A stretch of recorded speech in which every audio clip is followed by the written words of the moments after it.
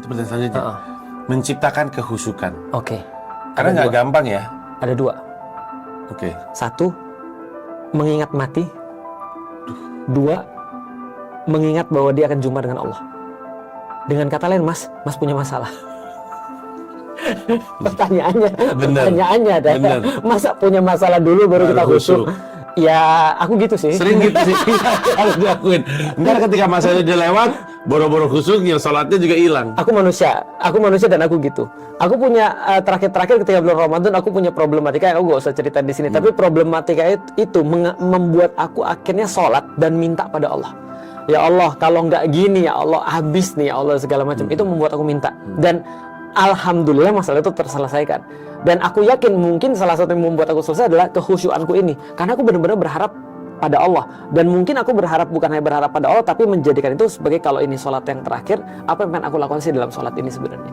Nah, khusyuk itu di dalam Al-Quran, alladzina yazunnuna annahum mulaqu rabbihim wa annahum ilaihi rajiun. Akhirnya dia yakin bahwasanya dia akan berjumpa dengan Allah dan kepada Allah dia dikembalikan.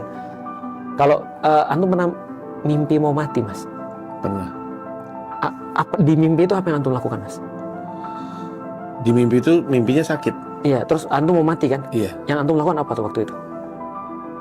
Bangun. Tahu apa yang aku lakukan, Mas? Apa? Aku bilang sama kakakku, aku maafin kamu. Serius. Itu cuma terjadi dalam mimpi tuh. Kenyataan nggak pernah terjadi. Serius, karena aku merasa mau mati. Dan di situ ada kakakku. Ternyata di alam bawah sadarku aku benci banget sama dia. Ketika aku terus mau mati, aku bilang aku maafin kamu karena aku nggak mau mati dengan membawa rasa itu. Setelah itu beberapa waktu kemudian dia masuk Islam. Wow. Artinya maksudnya gini, kita tahu yang kita mau lakukan sebelum kita mati itu jelas banget. Karena kita tahu waktunya terbatas, kita tahu apa yang paling kita perlukan yang selama ini mungkin kita denying. Nah, sholat itu aku yakin akan menjadi top of the list ketika kita mau mati. Selain sholat, apalagi kata Allah, sedekah. Itu orang pasti akan lakukan. Makanya banyak orang-orang mau mati itu bisa ngeluarin sedekah, Mas. Ya, benar.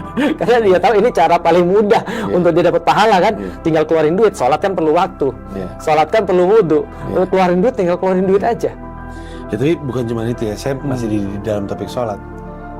Sebenarnya kalau sholatnya mau benar-benar bagus koneksinya, maka pengondisian menuju sholat itu krusial sekali. Banget.